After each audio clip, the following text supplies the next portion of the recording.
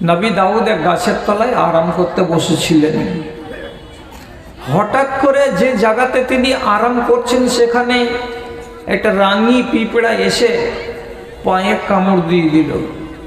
যেমনি পাটাকে কামড়ে দেয়া বিষ লাগলো, মনটাতে কষ্ট হলো। তখন নবী দাউদ করলেন কি, একটা খাদেমকে ডেকে বলছেন, এতটি কাঁড়ি অন্তরে বাবা, পুয়াল নিয়ে আইতো। এতটি পুয়াল নিয়ে এসে ওই জায়গাটাতে সবটিকে ছিটিয়ে দেওয়া গেল। দেওয়ার পরে দিয়াশালার কাঠি মেরে দিয়ে আগুন লাগিয়ে দিল।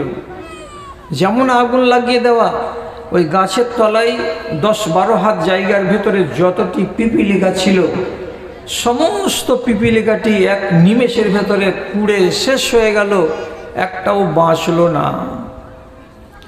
সাথে সাথে আল্লাহ রাব্বুল আলামিন নবী দাউদের কাছে শোকজের নোটিশ পাঠিয়ে জিজ্ঞাসা করে দিলেন, কি বলছেন? লাকাদ আহারাক্তা কওমান ইউসাব্বিহুনা বিহামদি রাব্বিহিম। হে আমার নবী দাউদ, এই যে এক্ষণে 5 মিনিট আগে এই গাছের তলায় এই কটা পুয়ালকে ছিটিয়ে দেওয়ার পরে তুমি কাঠি মেরে আগুন লাগিয়ে দিলে, যার কারণে 2000, 3000, 4000 পিপিলিকা সাথে সাথে মরে নিমেষে শেষ হয়ে গেল। এরা তো শুধু পিপিলিকা নয়, এরা এই গাছের তলায় এই মাঠে চড়ে বেড়াচ্ছিল এবং তারা আমার নামে তাসবিহ বয়ান করছিল। এরা ওদের ভাষায় বলছিল, আমি ওদের ভাষাগুলোকে বুঝছিলাম। আর তুমি যখন জ্বালিয়ে দিলে, পুড়িয়ে দিলে, তখন 1000 পিপিলিকা 2000 পিপিলিকার মুখ থেকে আমার নামে তসবিহ পড়া বন্ধ হয়ে গেল। এই খেসারতটা কে দিবে? আমাকে জবাব দাও। কথা বুঝতে পারলেন? নবী দাউদ লাজবাব হয়ে গেলেন। শেষে বাড়ি গিয়ে আল্লাহর কাছে খাকসারি প্রকাশ করে সেজদাতে পড়লেন। পড়ে কেঁদে কেঁদে কেঁদে কেঁদে দোয়া করতে লাগলেন, পরওয়ারদিগার, আমি তো জানি না যে পিঁপড়াগুলো তোমার তাসবিহ বয়ান করে, নাহলে আমি আগুন জ্বালাতাম না। আমি আপনাকে কেন বললাম এইটা? এই জন্য বললাম যে রব্বুল আলামিন পৃথিবীর কোনো প্রাণীর জন্য জান্নাত তৈরি করেননি, কোনো গাছগাছালার জন্য জান্নাত তৈরি করেননি, কোনো একজন ফারিস্তার জন্য আল্লাহ রাব্বুল আলামিন জান্নাত তৈরি করেননি। করেছেন কার জন্য? তো আমার এবং আপনার জন্য। এত কিছু করার পর আপনি কতটুকু আপনার রবের সঙ্গে সম্পর্ক রাখতে পেরেছেন, এটা হলো আজকে দেখার বিষয়।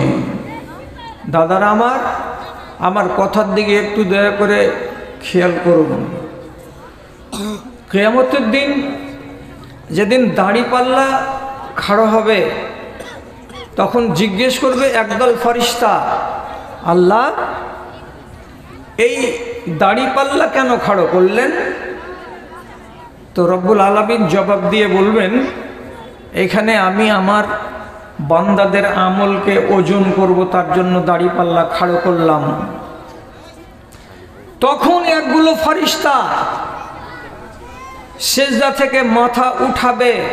আল্লাহ তাআলা অর্ডার করবেন, মাথা উঠাও, ও ফেরেশতারা মাথা উঠাও। মাথা উঠাবে। এরা কতদিন ধরে সেজদাতে পড়েছিল?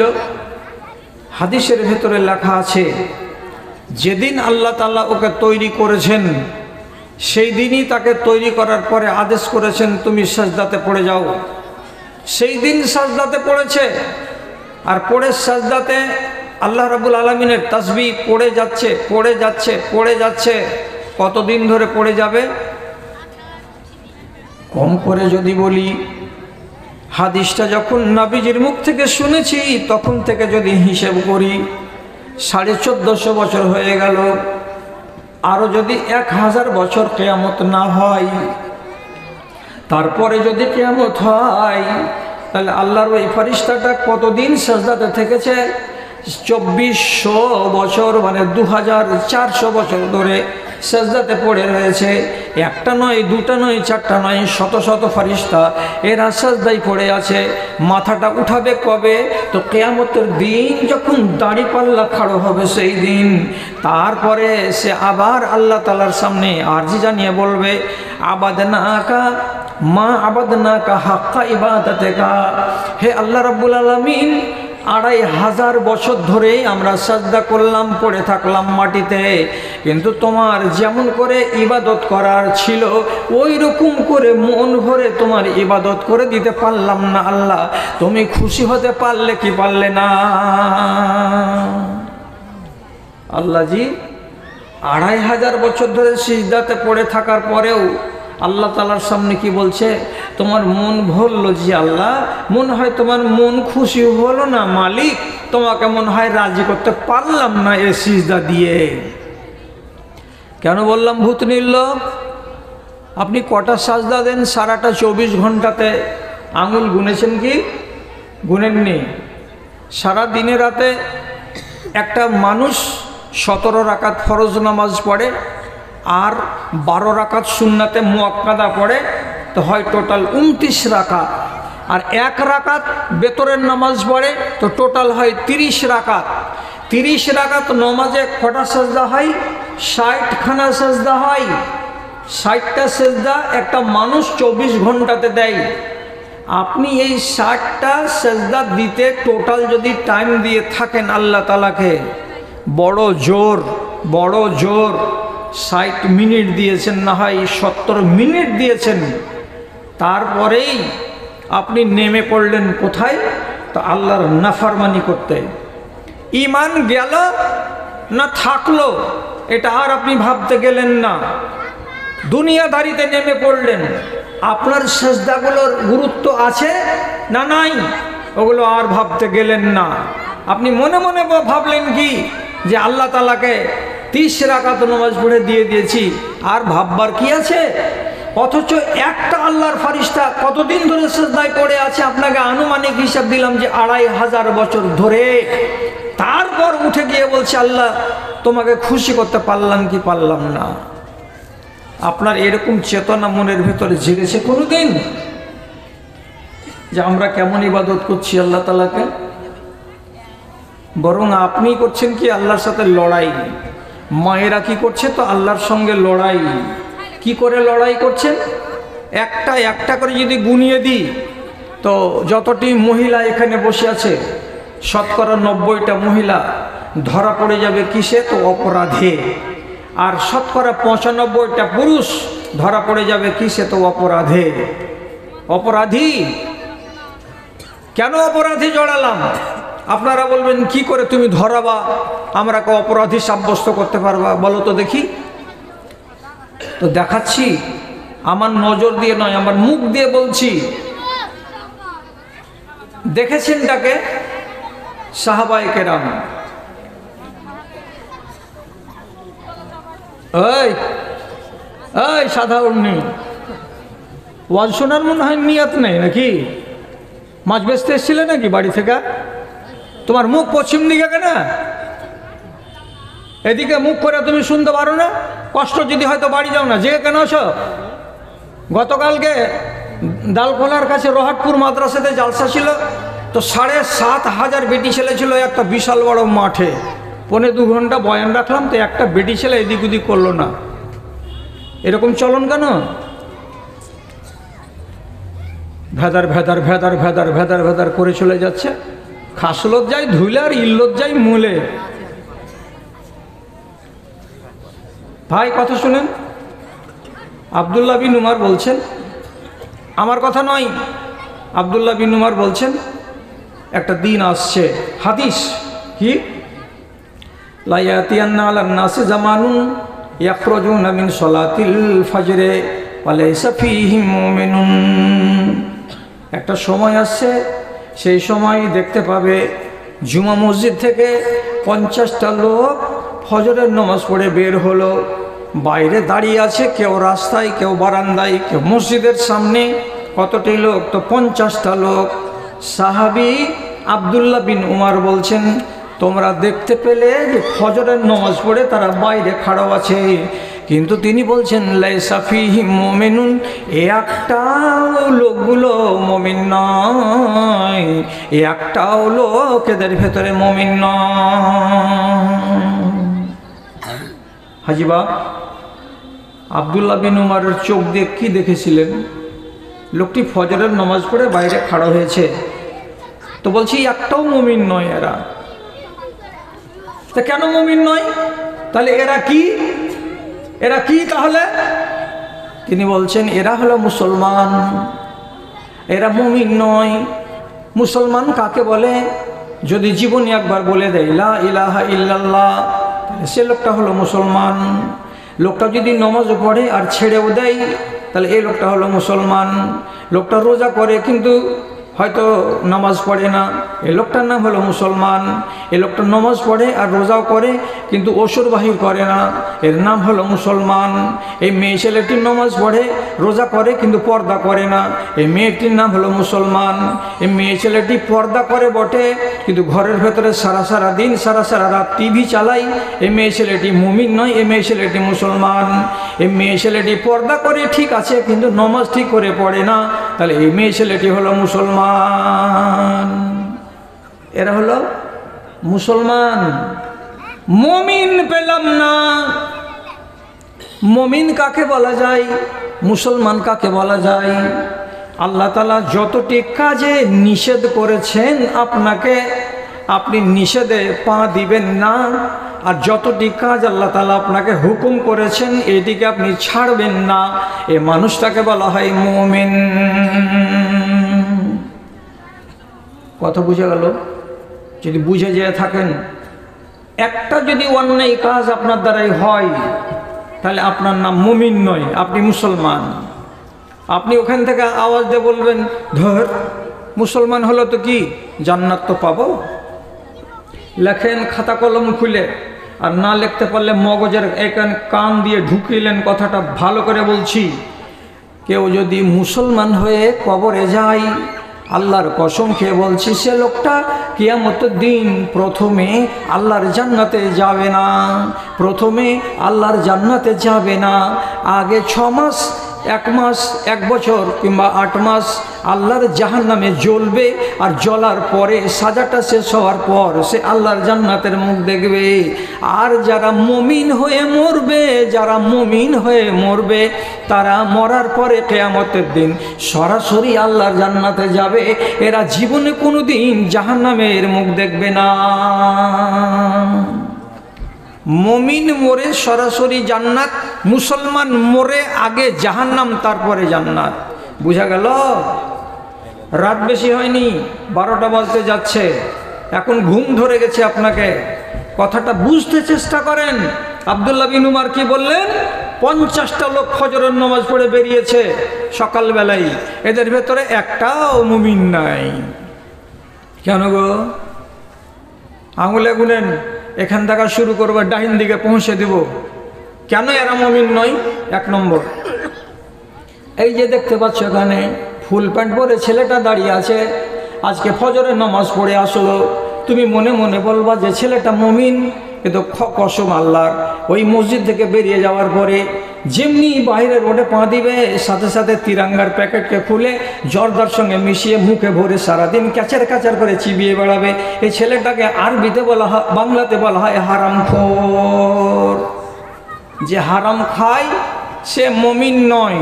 গেলি রসতলে কয়টা পাওয়া গেল এরকম তিরাঙ্গাখোর? 4টা। আর একজনের পকেটে এমনি করে খালি লাড়ছে, আর একলা মনে মনে করছে খাইনি তো আছে, কিন্তু চুন আছে কি না, হ্যাঁ চুন লাগছে, ধার চাইতে হবে কাউরি কাছে। যারা এরকম করে নামাজ পড়ে বেরিয়ে এসে রোডে হাতের তেলে তেমনি এমনি করে কচলাই, গাইল মনে করিয়েন না, এটা আপনাকে আমি বাপ বলছি, এটাকে গাল মনে করিয়েন না, এটা শব্দ। যারা এই জিনিসটা খায় এরা হারামখোর, হারাম খায়। যে হারাম খায় সে মুমিন নয়, এটা হলো মুসলমান। 10টা গেল। এদিককার 4-5টাকে বলছে এই তোরা কোন দেশে দোষী? বলছে এই বছর আমার বাড়িতে 50 মণ গম ঢুকেছে, আমি ফসল পেয়েছি গম। কতটি? তো 50 মণ। আল্লাহ রাব্বুল আলামিন নাই বলছেন 20 মণ যদি গম হয় তো 1 মণ আল্লাহকে দিয়ে দাও, এটা আল্লাহর জমিনের ট্যাক্স। অতএব তোমার 50 মণ হয়েছে, হিসাবে পড়ছে 2.5 মণ, এটা তুমি আল্লাহর নামে বের করে দাও, এটার নাম হলো ওশর। তো শতকরা এখানে দেখতে পাওয়া গেল যে 10 জন লোককে এমন পেলাম যে গলিতে একটা ছোট্ট কুঠি আছে, ওতে 20 কেজি গম বের করে রেখে দিয়েছে। আর দেওয়ার পরে বিবিকে যে বলছে, আদরের মারে যতটি ওশরের গম হয় বাহিরে কুঠিতে রাখা আছে, ওইখান থেকে ফকিরকে দিবি, ওইখান থেকে ইয়াতিমকে দিবি, ওইখান থেকে ভূতনি মাদ্রাসাকে দিবি, ওখান থেকে ভাদু মাদ্রাসাকে দিবি। তাহলে 20 কেজি গম কয় জায়গাতে দেওয়া যায়? সারা বছর ধরে ওই 20 কেজি গমকে আপনি বিলাতে আছেন, অথচ আপনার এখানে 2.5 মণ গম বের হওয়ার কথা ছিল ওশর, কিন্তু আপনি ওশর বের করেননি। তো যারা ওশর বের করে না তাদের ফসলের, এই লোকগুলো ফজরের নামাজে এসেছে, এরা কিন্তু মুমিন নয়, এরা হলো মুসলমান। এখানে 4টা লোক দেখে তো শেকেল ভালো লাগছে খুব গো, এর আগে কেন মুমিন বলা হলো না? হিসাব রাখো, যত জমি ছিল তলে তলে তলে তলে 2টা বেটার নামে করে দিয়েছে, বেটিগুলোকে ফাঁক্কা তাড়া, কিছুই দিতে রাজি নয়। বেটিরা নাকি জমি পাবে না, বেটিরা তো পরের ঘরই হয়ে গেছে, তো বেটিকে জমি দিবে না বলে বেটাদের নামে জমি লিখে দিয়ে এখন এই বুড়া মরার অপেক্ষা করছে, কবরে যাওয়ার অপেক্ষা করছে। তো নামাজ পড়তে গেছিল ভালো কথা, কিন্তু এই লোকটা মুমিন নয়, এই লোকটা হলো মুসলমান। গেল এতটি বেটা ছেলে গেল, বেটি ছেলেটি কেন মুমিন হতে পারল না? যদি মসজিদে হাজিরা দেয়, নমাজ পড়ে আসে, বলছে এর ভিতরে একটাও মুমিন নেই, সবটি মুসলমান। কেন গো? তো বলছে এই মেয়েটির ভিতরে 10টা মেয়ে ছেলে এমন পাওয়া যাবে যে মেয়ে ছেলেটি এখানে নমাজ পড়লো মসজিদে, আর মসজিদে নমাজ পড়ে বাড়ি যাওয়ার পরে টিভি খুলবে, খোলার পরে সিরিয়াল দেখবে, সিরিয়াল যদি না দেখে তো ওর দানা হজম হবে না। যদি এমন অপবিত্র এবং এমন বাজে খেয়ালের মহিলা থাকে, তাহলে পরে সে মেয়ে ছেলেটি মুমিন নয়, সে হলো মুসলমান। এর ভিতরে 10টা মেয়ে ছেলে এমন পাওয়া গেল যারা নমাজ পড়ে বটে, কিন্তু যদি এখানে মোড়ের বাড়ি ভোজ থাকে, ভোজ খেতে যাওয়ার জন্য যখন বাড়ি থেকে বেরোয় তখন তার মুখ ঢাকা থাকে না, তার হাতগুলো খোলা থাকে, তার চেহারাটাকে সম্পূর্ণ খুলে রেখে দিয়ে মানুষের সামনে ড্যাং ড্যাং করে হেঁটে হেঁটে ভোজ বাড়িতে চলে যায়। আজনাবি মানুষের সামনে প্যান্ডেলে বসে লোকমা তুলে তুলে মুখের ভেতরে লোকমা পড়ে, অথচ তাকে একটু লজ্জা লাগে না। এমন বেটি ছেলে যদি থাকে তো সে মেয়ে ছেলেটি মুমিন নয়, সেটা হলো মুসলমান। গেল গুটি। আর কতটি?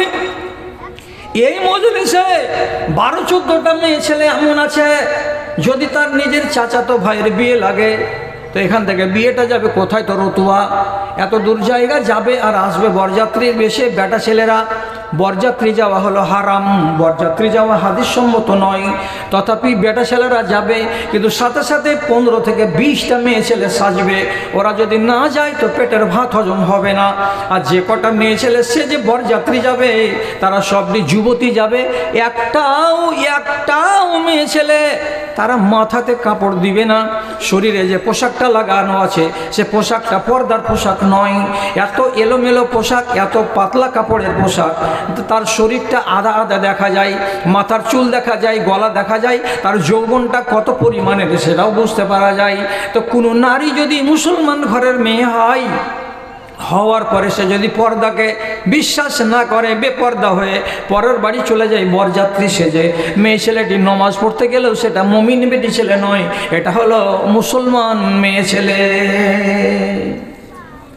ইবনে আব্দুল্লাহ বিন উমর বলছেন 50টা লোক নমাজ পড়লো তো কেউ মুসলমান মুমিন নয়, সবটি মুসলমান। আচ্ছা, আপনাদের তো মনে ভিতরে ভিতরে রাগ লাগছে যে হ্যাঁ তোরা কি দুনিয়াতে চ্যাংড়া মুলবি গেলা পাইস না যারা একটু গরম গরম ওয়াজ করে দিবে? তো তোমার ইমানে যে পোকা লেগে গেল তো পোকাটা ছুটিয়ে নিবে না, খালি গরম গরম ওয়াজ লিবা, সত্যানাশ হয়ে যাবে। হারামের ওয়াজ শুনে শুনে শুনে শুনে চুল দাড়ি পেকে গেল, আজ পর্যন্ত মদ ছাড়তে পারলা না। কিসের জন্য বলছো নিজেকে মুমিন? আজ পর্যন্ত সুদ ছাড়তে পারলা না, কিসের জন্য বলছো নিজেকে মুমিন? আজ পর্যন্ত ব্যভিচার দেশের মাটিতে বন্ধ হলো না, কেন বলছো মুমিন? মুমিন বলার অধিকারটা কোথায় পেলে? সঠিক কথা হলো এটাই, মুসলমান আজকের জামানায় নিজের ইমানকে নিয়ে মূল্যায়ন করে না, আমার ইমানটা ঠিক আছে না নাই। জি, কার উদাহরণ দিব? আমি একটা নারীর হাদিস বলছি। কি নারীর হাদিস? একটা মেয়ে ছেলে এলো আম্মা আয়েশার কাছে, এসে বলছে, কি বলছে? ইশতাকাত ইলা আয়েশাতা আন কাসাওয়াত কলবিহা।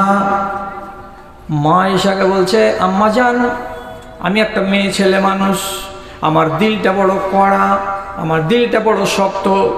আমার বাড়ির সামনে যদি একটা 80 বছরের ফকিন্নিকে দেখতে পাই তো আমার দিল নরম হয় না। আমি যদি একটা কানা মানুষকে দেখতে পাই যে হোঁচট খেয়ে খেয়ে পড়ে যাচ্ছে, আমার দিল নরম হয় না। আমার দরজাতে যদি কোনো একটা ন্যাংরা মানুষ এসে টাকা চাই, মাকে দে তো, 3 দিন থেকে খানা খাইনি, আমার দিল নরম হয় না। আমার দিলটাকে আল্লাহ রাব্বুল আলামিন এত কড়া করে দিয়েছেন, চিন্তাটা কি? তো মেয়ে ছেলেটি বলছে, এত কড়া অন্তর নিয়ে যদি বাঁচি তাহলে পরে মরার পরে কবরে যাব, তো এই কড়া অন্তর নিয়ে আল্লাহ রাব্বুল আলামিনের কাছে নাজাত পাবো কি পাবো না? আমার ইমানটা ঠিক হয়ে থাকলো কি থাকলো না, তার জন্য আপনার কাছে এসেছি। কেমন করতে গেলে আমার ইমানটা সলিড হয়ে থাকবে আর আমার দিলটা নরম হবে? আম্মা জান, আপনি আমাকে বলে দেন। মনে চিন্তা নেই আর এরকম দিল নিয়ে যদি বেঁচে থাকি তাহলে মনে হয় ভবিষ্যৎ ভালো হবে না। ইমান নিয়ে ভাবনা। মা আয়েশা শুনলেন, শোনার পরে তখন বলছেন, তোমার অন্তর কড়া, কড়া অন্তরের ওষুধ খুঁজে বেড়াচ্ছ, তো আমি তো অত কিছু বলতে পারবো না, তবে একটা কথা তোমাকে বলছি, যদি পারো তো কাজ হতে পারে, আশা করা যায়। কি করতে হবে? মা আয়েশা বলছেন, আকসেরি জিকরাল মাউতে, আজ থেকে বাড়ি যাও, আর বাড়ি যাওয়ার পরে দিনে আর রাতে বেশি বেশি বেশি বেশি করে মরণকে স্মরণ করো, মরণকে ইয়াদ করো। তো মরণকে বেশি করে স্মরণ করতে গেলে তোমার পাষাণ দিলটা মোমের মতো নরম হয়ে যাবে, আর দিলটা যদি নরম হয়ে যায় তোমার ইমানটা সলিড হয়ে যাবে, তোমার আখেরাত বরবাদ হবে না। মরণকে স্মরণ। আচ্ছা, মরণকে স্মরণ কেমন করে করতে হয়? আপনি আমার ওয়াজ শুনবেন, শোনার পরে কালকে থেকে বলবেন, সকালবেলা 8টার সময় চোখ বন্ধ করে বললেন, হ্যাঁ একবার মরণকে স্মরণ করলাম। বেলা 11টার সময় বলবে, মরণকে স্মরণ করলাম। বেলা 4টায় বলবে, একবার মরণকে স্মরণ করলাম। এইভাবে মরণকে স্মরণ করলে দিল নরম হবে না। কেমন করে স্মরণ করতে হবে মরণকে? স্মরণ করার নীতি বলছি, কথার দিকে খেয়াল করেন। কোনো মানুষের দম বের হতে কাছে থেকে দেখেছেন কি কেউ? দেখেন, 2-4টা লোক দেখে, বেশিরভাগ মরে গেছে তখন খবর পায়, আর তারপরে মরা মুখ দেখে। দম যাচ্ছে এরকম দেখেছেন কি? দেখেননি? যদি দেখে থাকেন তাহলে আমার কথা শুনেন, কথাগুলোকে কাজে লাগাবেন। মরণ 2 রকমের হয়, একটা ভালো মরণ আর একটা মন্দ মরণ। আপনাকে মরণ বলে স্মরণ করতে বলছি কেন? দিল আপনি নরম হয়ে যাবে। কি দেখলেন মরণে? একটা লোক বলছে, আমি মরণ দেখলাম আমার দাদির। কেমন মরণ দেখলে?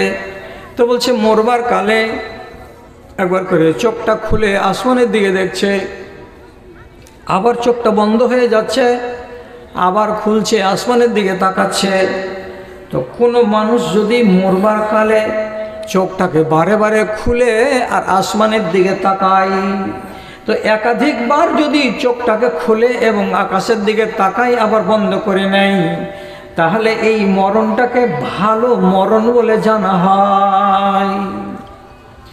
একটা মানুষ যদি মরবার কালে ওর মুখটা আস্তে আস্তে করে নড়ে, কেমন হয়ে নড়ে কিছু যেন বলছে, আপনি যদি ওর পাশে বসে বসে একা একাই ধীরে ধীরে বলেন লা ইলাহা ইল্লাল্লাহ, লা ইলাহা ইল্লাল্লাহ, আর আপনার কথাটা শুনে শুনে এ লোকটা যদি মুখটাকে এমনি এমনি করে নড়ায়, মরবার কালে যদি মুখটা নড়ে, তার মুখ দিয়ে যদি জিকির বেরোয়, তো নবীজি বলছেন এই মরণটা হলো ভালো মরণ।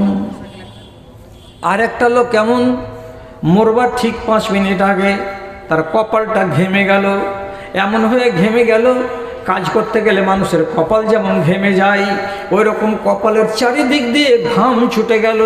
আর ঘাম আসার 2 মিনিট 4 মিনিট 5 মিনিট পরে মানুষটা দুনিয়া ছেড়ে চলে গেল।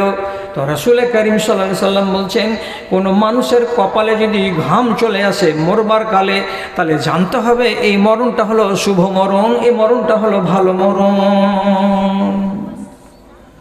আর আপনি আর একটা লোকের কাছে মরণ দেখছেন কেমন, তো ওর পতিনরা, ওর মা বেটিরা বলছে, মা গে কহা গে মা, লা ইলাহা ইল্লাল্লাহ, লা ইলাহা ইল্লাল্লাহ। তো বল গে মা, এটা বলতে পাওয়া যাবে না। বলো জি বাপু, এটা বলতে পাওয়া যাবে না। আপনি শুধু ওর কানের কাছে গিয়ে নিজে নিজে বলেন আস্তে আস্তে করে, লা ইলাহা ইল্লাল্লাহ। আপনার কথাটা শুনেই যদি সে বলতে পারে তো খুবই ভালো কথা। কিন্তু বেটি ছেলে জাত অত কথা জানে না, জানে যে মরবার কালে কলেমা পড়াতে হয়। তখন একটা বেটি মায়ের কানের কাছে যে বলছে, মাগে একবার কহা লা ইলাহা ইল্লাল্লাহ। তো মা এত জোরে জোরে নিঃশ্বাস ফেলছে, এত জোরে জোরে নিঃশ্বাস ফেলছে। বেটি যখন 2 বার করে বলছে, কহা গে মা লা ইলাহা ইল্লাল্লাহ, তখন মা হাঁপাতে হাঁপাতে বলছে, ওকে কইতে পারি না গে, ওকে কইতে পারি না গে। বল লাগে মা লা ইলাহা ইল্লাল্লাহ, কইছে কইতে পারি না গে। যতবার বলা যাচ্ছে তো বলছে বলতে পারি না। তো বলতে পারি না কথাটা বলতে পারছে, কিন্তু লা ইলাহা ইল্লাল্লাহ বলতে পারে না। যদি মরবার কালে লা ইলাহা ইল্লাল্লাহ তার মুখ দিয়ে জারি না হয়, তাহলে জেনে নিতে হবে এ মরণটা ভালো মরণ নয়। যদি কোনো মানুষ মরবার কালে একবার ডান দিকে হয়ে যায়, আবার 1 মিনিটের মাথায় আবার বাম দিকে হয়ে যায়, মরবার কালে যদি একবার করে উঠে বসতে যায় আর বিছান থেকে নেমে অন্য জায়গায় চলে যাওয়ার কথা ভাবে, আর মানুষেরা ধরে ধরে তাকে যদি বিছানায় শুয়াই, আর বারবার যদি ভয় পাই, বারবার যদি ভয় পাই, তাহলে জানতে হবে এটা ভালো মানুষের মরণ নয়। কোনো মানুষ যদি মরবার কালে হঠাৎ করে ছাদ থেকে পড়ে একটা শব্দ বের করতে পেল না, হঠাৎ করে মোটরসাইকেল ট্রাকের সঙ্গে আঘাত লেগে গেল, রোডে পড়ে গেল, জবান বন্ধ হয়ে গেল, একটা শব্দ বলতে পারল না, এইরকম হঠাৎ মরণ যদি কোনো মানুষের হয়, তো নবীজি বলছেন এটা ভালো মানুষের মরণ নয়। তোমার মাকে কেমন মরণ মরতে দেখেছো? যে দেখিনি, বাকিটি দেখো। কি দেখব? বেটা ছেলেরা যেমন কবরস্থানে যেতে পারে, তেমনি মেয়ে ছেলেরাও কবরস্থানে যেতে পারে। যাও তোমার মায়ের কবরস্থানে, ওখানে গিয়ে তোমার মার কবর কোনটা তো চিহ্নিত করো, বলো যে এটা আমার মায়ের কবর। সাথে সাথে তোমাকে কেউ চিনিয়ে দিবে এ পারছে যে এখানে একটা মাচানগুলো সব ক্ষয় হয়ে গেছে, এই কবরটা কার? তো তুমি নিজে নিজে বলবে এটা আমার বাপের কবর। আমার বাপের মরা 15 বছর হলো, আর আমার মার মরা 7 বছর হলো, 6 বছর হলো। মায়ের কবরের কাছে খাড়া হও, আর খাড়া হওয়ার পরে 4-5টা প্রশ্ন তোমার মগজের উপরে জাগাও। কি? মাগে তুই যেই ঘর কিনেছিলি, ওই ঘরখানাকে সকালে আর বিকালে তোর বউরা ঝেড় দিয়ে পরিষ্কার করে রাখতো। আজ তোর কবরের চারিপাশে ছোট ছোট গাছ জন্মে গেছে, জঙ্গলে ভরে গেছে, কেউ তোর কবরটাকে সাফ করে দেয় না। তোর ঘরের ভেতরে মশারি টাঙানো থাকতো গে মা, তোর গায়ে যেন মশা না লাগে, তোর গায়ে যেন মাছি না বসে। আজকে তোর কবরস্থানে গাছগুলোর চারিদিকে ভন ভন ভন ভন করে মশা আর মাছি উড়ে বেড়াচ্ছে, কিন্তু কেউ মশা মাছি হাঁকাবার ব্যবস্থা করে না। মা তোর কবরের মাঝখানে দেখতে পাচ্ছি কবরটা বসে গেছে, ধসে গেছে, মাটিগুলো 1 হাত পরিমাণে নিচে ধসে বসে আছে। মাগে সবটি মাটি তোর বুকের উপরে এসে পড়ে আছে। তোর বুকের উপরে যে এতটি মাটি জমে আছে মা, তো তোর জানে কতখানি কষ্ট হচ্ছে আমি বুঝতে পারি না। আমার তো ক্ষমতা নাই যে মাটিটিকে সরিয়ে দিই, আর তোর উপরে যে মাটিগুলো পড়ে আছে সেগুলোকে সরিয়ে তোর জানটাতে আরামের ব্যবস্থা করে দিই। কিন্তু মন বলছে মা তোর বুকের উপরে মাটিটি চেপে আছে, তো আমার বুকের উপরে যেন মাটি চেপে আছে। এগুলো জিনিস কবরকে দেখো, আর দেখার পরে স্মরণ করো, আর মনে মনে মনে মনে জিজ্ঞেস করো মা তুই কোন হালাতে আছিস কবরের ভেতরে? তুই আরামে ঘুম দিচ্ছিস না ফারিস্তারা তোকে আযাব দিচ্ছে? আমি তো বাইরে থেকে কিছু দেখতে পাই না। ওই জায়গায় দাঁড়িয়ে দাঁড়িয়ে যদি পারো তো মায়ের নামে একটা দোয়া করো, আয় আল্লাহ তুমি আমার মায়ের কবরের আযাবকে হালকা করে দাও। দোয়া করো। যদি এই মরণকে স্মরণ করতে পারো, সাথে সাথে একটা কথা যোগ করে দাও। কি? এটা বাপের কবর, কবরে যাওয়া 15 বছর হলো। এটা মায়ের কবর, এই কবরে যাওয়া মায়ের 7 বছর হলো। আর আমার বয়স কত হলো? তো আমার বয়স 50 পার হয়ে গেছে। খুব বেশি যদি বাঁচি তো আর 4-5 বছর বাঁচব। সুগারের রুগী, চলতে পারি না, চিনি খেতে পাই না, মিষ্টি খেতে পাই না, হাঁটুতে ব্যথা করে, নমাজ বসে বসে পড়তে হয়, দাঁড়িয়ে পড়তে পারি না। এতগুলো রোগ হয়ে গেছে। হয়তো আর 3 বছর পরে আমি মরে কবরে চলে যাব। এই মাঠের এই জায়গাতেই আমার কবর হবে। আমার বাপের কবরের পার্শ্বে জায়গা হবে না আমার মায়ের কবরের পার্শ্বে জায়গা হবে না কবরের দক্ষিণ মাথায় দূরে আমার জায়গা হবে। এই কথাগুলোকে নিজের মনের ভেতরে জন্ম দাও, তাহলে মরণ তোমার দিলটাকে নরম বানিয়ে দেবে। 3 মাস আমল করেছে। করার পরে হঠাৎ আম্মা আয়েশার কাছে চলে এসছে। একদিন মুচকি মেরে হাসছে। আম্মা আয়েশা বলছেন, কী রে বাবা, আজকে তোমার মনটা ফিরি ফিরি লাগছে কেন? তখন মেয়েটি বলছে, ফালতো অন্না যাহতো, আম্মা আপনি যে ওষুধটা আমাকে বলে দিয়েছিলেন সে ওষুধটাকে আমি পালন করেছি, সেবন করেছি, আমল করেছি। আমল করাতে লাভ কি হয়েছে? আমার দিলটা একেবারে নরম হয়ে গেছে, মোমের মতো নরম। যখনই আমি আমার চোখের সামনে কোনো লাশকে, মাইয়াতকে যেতে দেখতে পাই, তখনই আমার বুকটা ধপ করে উঠে। আহারে, কার বাড়ি খালি হয়ে গেল আজ? কোন হাজি সাহেব চলে গেল, তো হ্যাজেন থেকে গেল, বেচারি কান্না করছে। আমি তখন নিজেকে ভাবি যেদিন আমি মরে যাব সেদিন আমার বাড়িটা খালি হয়ে যাবে। এই কথা বলে মরণটা যখন স্মরণে হয় তখন আমি বারবার করে আল্লাহ রাব্বুল আলামিনের কাছে মরণ সম্বন্ধে দোয়া চাই। আম্মা আমল করেছি আর মরণকে স্মরণ করেছি, আমার দিলটা নরম হয়েছে। মা আয়েশা বললেন, তোমার নিজের ঈমান নিয়ে তোমার কোনো চিন্তা নাই।